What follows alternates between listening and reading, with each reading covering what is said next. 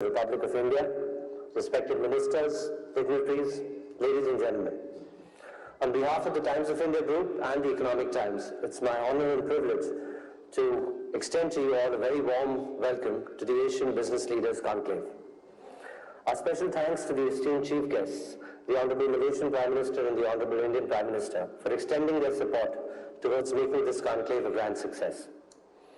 It's the inaugural edition of this very important initiative, and the encouraging participation from across Asia strengthens our confidence that we have taken the right first step towards creating a platform that can help achieve the dream of a boundaryless Asia.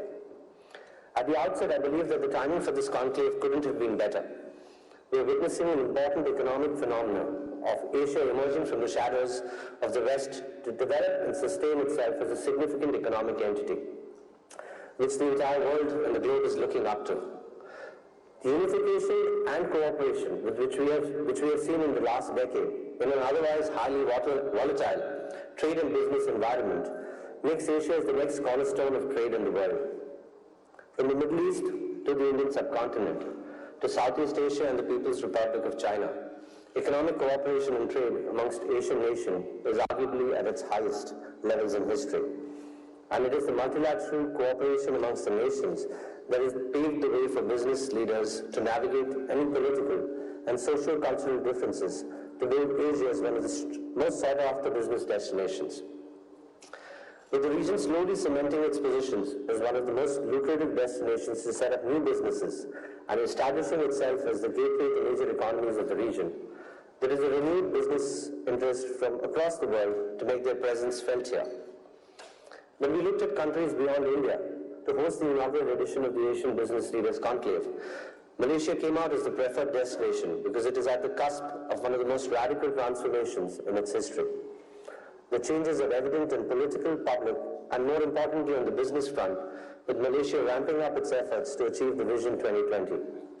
It is strategically located in the heart of Southeast Asia, offering a cost-competitive location for investors intending to set up offshore operations.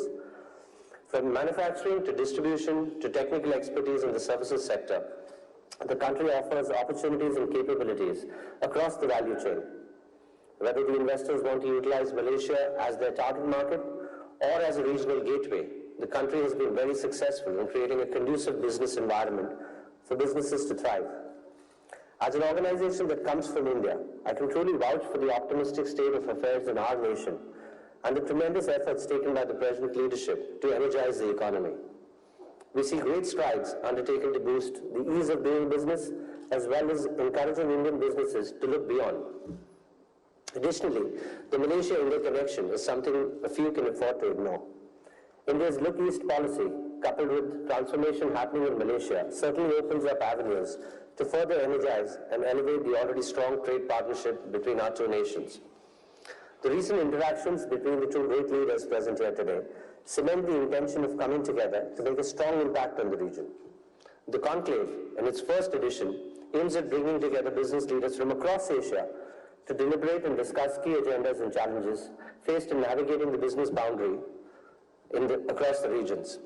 I encourage you all to leverage this conclave as a business platform for advancing our collective business needs to make Asia a thriving region for trade and commerce in the world. In conclusion, I wish you every success in your deliberations and a very successful conclave.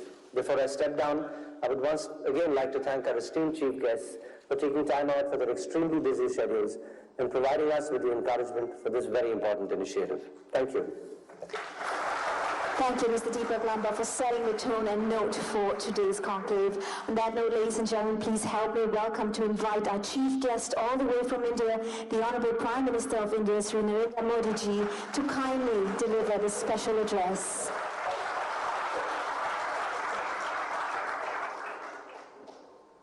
His Excellency Dato Sri Mohammad Najib ji, Honorable Prime Minister of Malaysia, members of the management of Economic Times, business leaders, ladies and gentlemen.